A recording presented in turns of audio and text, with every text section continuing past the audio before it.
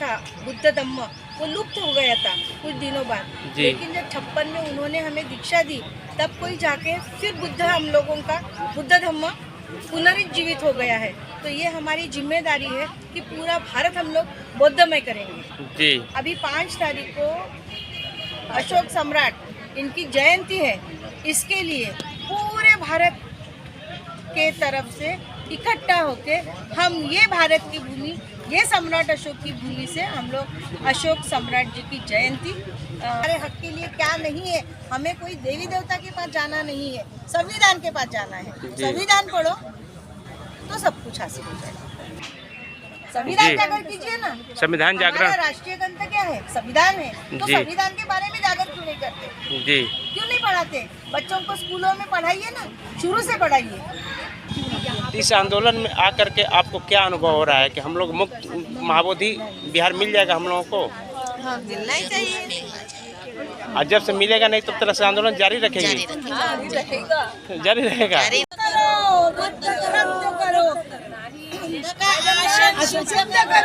शुद्ध करो। आपका तहे दिल से शुक्रिया अदा करते कि आपके टीवी चैनल ने हम लोगों की मुलाकात लिए और ये मुलाकात लेके कम से कम ज़्यादा से ज़्यादा लोगों तक के हमारी बात पहुंचनी चाहिए। और नमो बुद्धाय, जय भारत साथियों। मैं अभी आया हूँ तथागत गौतम बुद्ध की ज्ञान स्थली बोधगया में, जहाँ पर कि धरना चल रहा है महाबोधि मुक्ति आंदोलन का। यहाँ पर कुछ दीदियाँ लोग आई हैं। आप लोग कहाँ से आए हैं दीदी?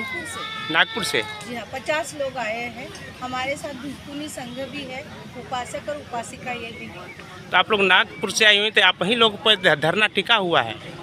नागपुर को सब लोग देखता है कि नागपुर कितना सपोर्ट करता है। जी हाँ, 1956 में 14 अक्टूबर 1956 में जब बाबा साहब ने 5 लाख लोगों को दीक्षा भूमि में एक साथ बौद्ध धम्म की दीक्षा दी थी जी। तो उनका ये था कि हम पूरा भारत प्रबुद्ध भारत करेंगे जी। तो उनका मिशन जो है वो अधूरा रह गया है जी। उनकी वजह से जो 2500 साल पूर्व का जो ये था बुद्ध धम्म, वो लुप्त हो गया था कुछ दिनों बाद। लेकिन जब 56 में उन्होंने हमें दीक्षा दी, तब कोई जाके फिर बुद्ध हम लोगों का बुद्ध धम्म पुनर्जीवित हो गया है।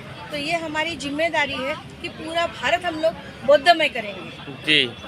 इसलिए हम लोग जो महाबोधि महाविहार है, ये 1949 का जो एक्ट है, बिहार एक्ट, ये रद्द होना चाहिए, क्योंकि उसके पहले के जितने भी एक्ट थे वो सब निरस्त हो गए। लेकिन सिर्फ ये एक ही एक्ट क्यों है जी?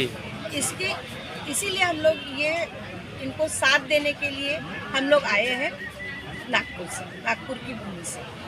तो दीदी, क्या ये कब तक आंदोलन चलेगा, कुछ उम्मीद है आपको? जी नहीं, जब तक कि हम लोगों को न्याय नहीं मिलता है तब तक कि हम लोग डटे रहेंगे।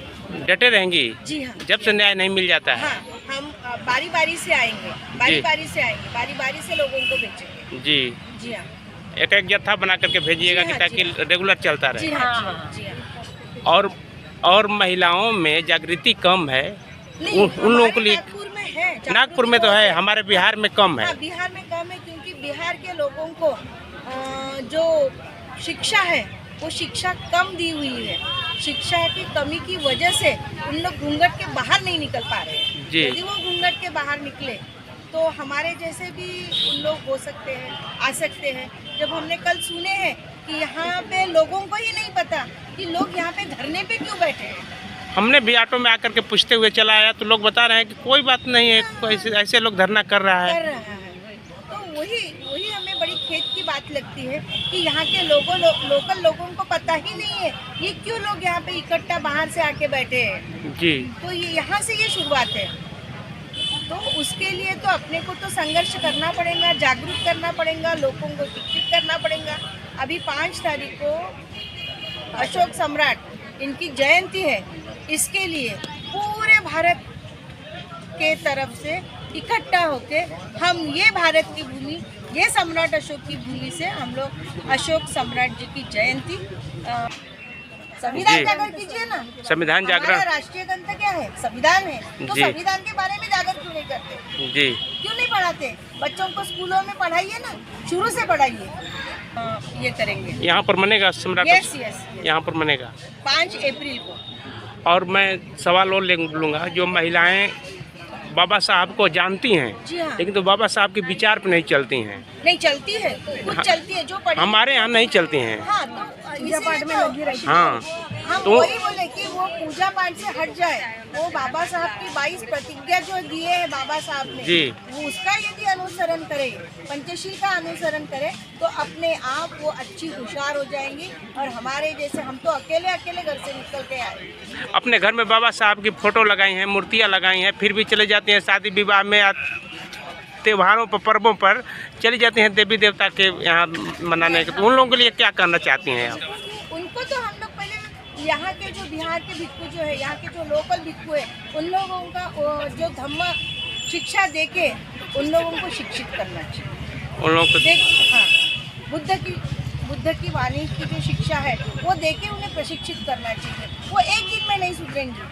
जब 75 साल हो रहे हैं हम सुधर नहीं पाए, तो एक दिन में सुधरेंगे ये अपेक्षा नहीं करेंगे। उसको समय लगेगा, लेकिन बार बार बार बार भिक्षुगण ने उन लोगों का धम्म क्या है, बुद्ध का ज्ञान क्या है, इसके बारे में बार बार बता के फिर उन लोगों का ब्रेन वॉश करके